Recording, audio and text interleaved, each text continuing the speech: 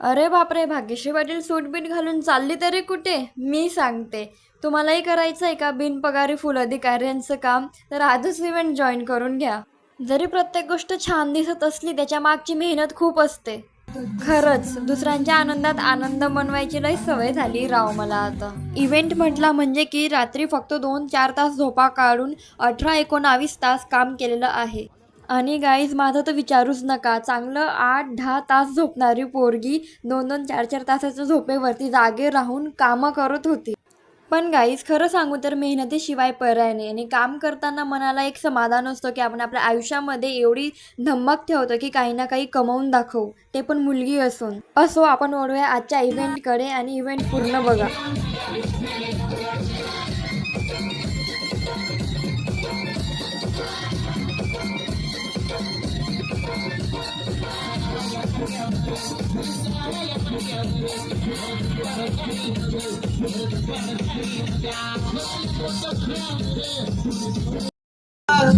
बाकी अंधेरा आसमां तेरे संग नैन के धारे बहते हैं नजरे बचा के बदरंग में सपना.